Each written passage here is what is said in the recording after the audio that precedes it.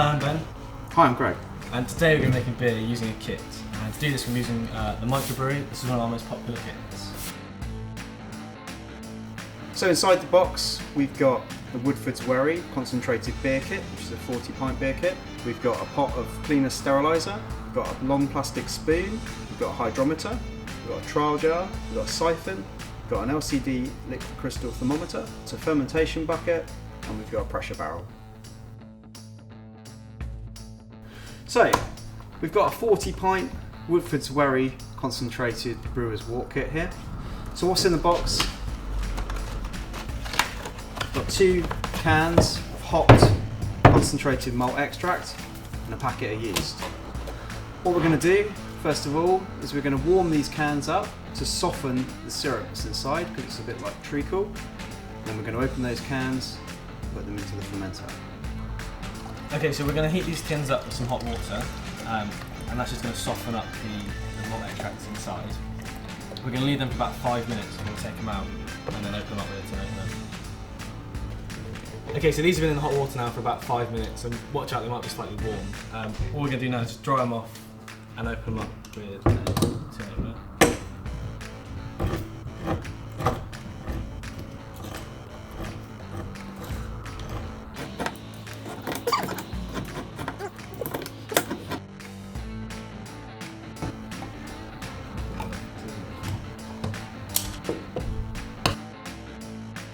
So cleanliness is of the utmost importance with any brewing.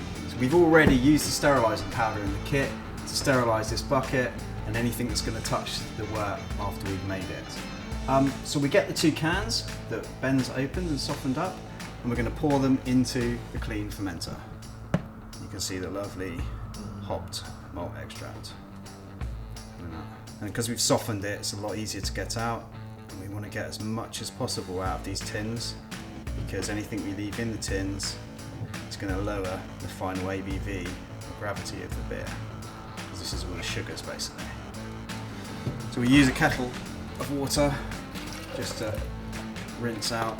Just be careful if it's quite hot, to get all of the malt out of the 2 tins.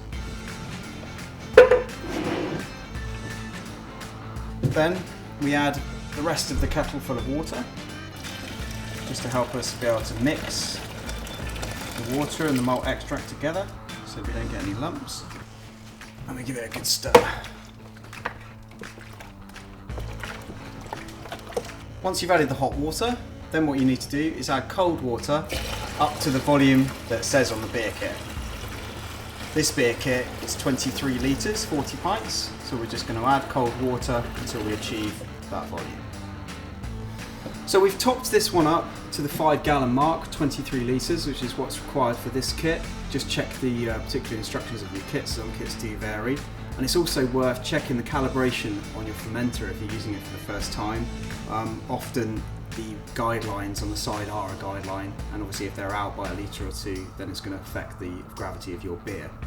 We've checked this one and it was absolutely fine, so we're happy that that's a 5 gallon batch.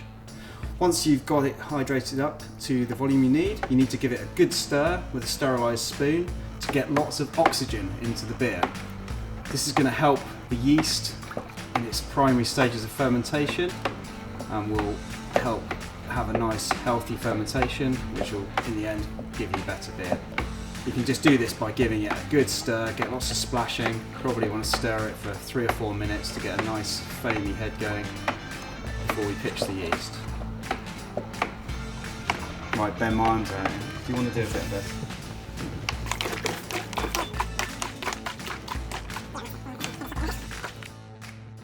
Before we pitch the yeast, we just need to use the hydrometer to take a gravity reading of the wort. The gravity reading will tell us how much sugar is in there by measuring the density of the liquid. We can then take another gravity reading at the end, and if we want, we can work out how much alcohol is being produced. You simply do this, sterilise your hydrometer, put it into the wort, and read off where it's saying. It's about 1040. This one. So the higher the gravity will mean that it's got more sugar in it, which can give you more potential alcohol. So higher gravity will give you a higher ABV beer. We've also added the LCD thermometer to the fermenter, which will help us monitor the fermentation temperature and give us a visible view